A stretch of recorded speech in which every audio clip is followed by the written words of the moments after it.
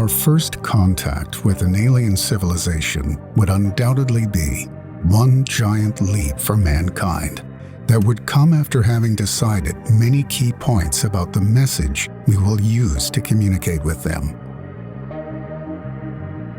One of the first things we have to think about is the kind of language that we would use to compose that pioneering message. I think there are at least two levels of problems that go into trying to create a message. First of all is we simply don't know what we're dealing with.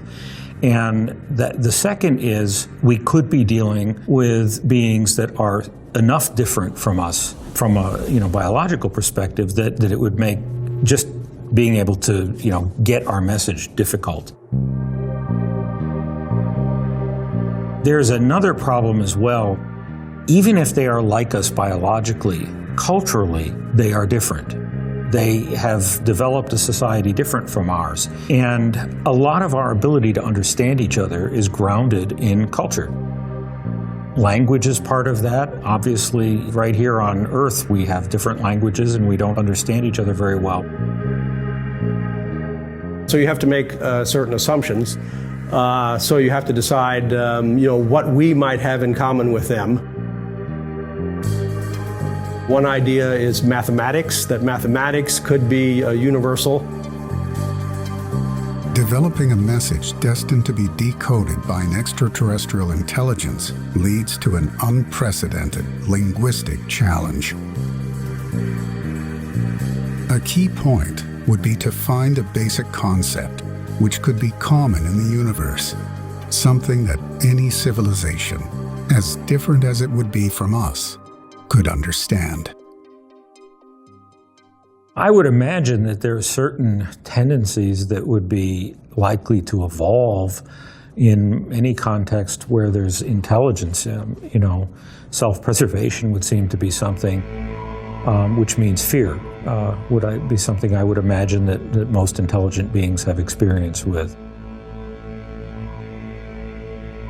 Marvin Minsky, famous father of artificial intelligence, was convinced that communication with an extraterrestrial civilization was possible.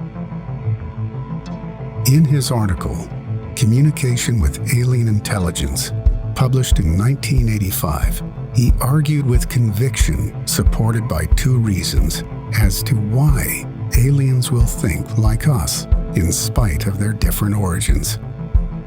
The tenet of economics and sparseness. The argument of economics is based on the fact that intelligent beings develop economic representation systems to communicate. That is to say, as simple as possible. He stated that every intelligence must develop symbol systems for representing objects, causes and goals, and for formulating and remembering the procedures it develops for achieving those goals. Minsky assumed that the concepts thing or object, goal and time would be notions also used by the aliens. On the other hand, the argument of sparseness states that every evolving intelligence will eventually encounter certain very special ideas, for example, about arithmetic, casual reasoning, and economics. One human language that could embrace both tenets Minsky suggested is mathematics, as it is a very economic and conceptual code of symbols to communicate with, as well as being able to represent much simpler ideas than other languages. As we think of communicating with another civilization through mathematics, we need some starting point. And so we start with the most basic, and that is counting. Simply 1, 2, 3. So sending a pulse, pulse, pulse, pulse, pulse, pulse. And then, once we can communicate counting, then we start with basic arithmetic.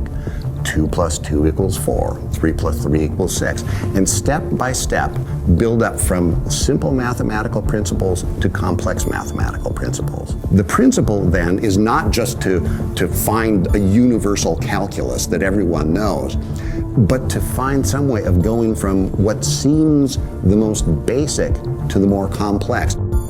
So it's not even finding what the extraterrestrials and we have in common, but teaching them our way of doing mathematics.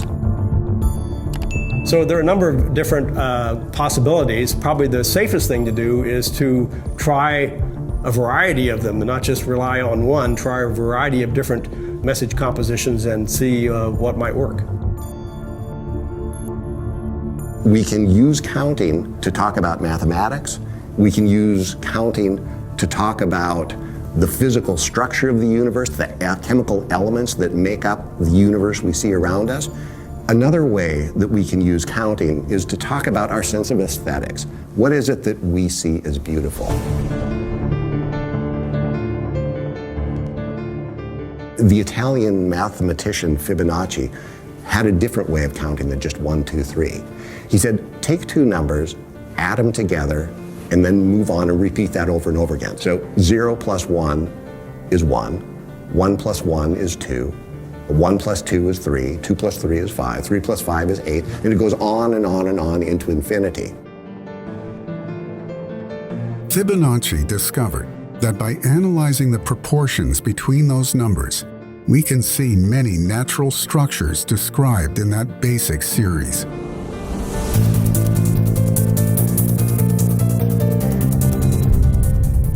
And it makes sense because these are describing objects that grow. There's a natural link between these geometrical shapes and the way objects are formed and change here on our world. But those same proportions are tied into at least part of our sense of what's beautiful. So it's going to be a tremendous challenge to communicate something about what is quintessentially human to an extraterrestrial. But with something like the Fibonacci series, we can at least begin.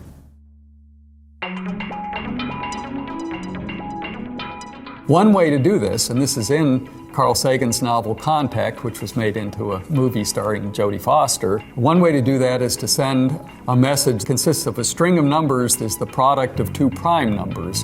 So you can factor it into prime number not divisible by another number. 3 and 5 are two prime numbers. So if you send a string of 15 digits that you factor that into two primes, you can make a picture. So it could be 3 across by 5 down, and then you can actually make drawings. So this has been thought of a long time ago. If you take bigger products of prime numbers, you can make a big raster image like that and transmit it, which is something that probably an alien civilization could figure out.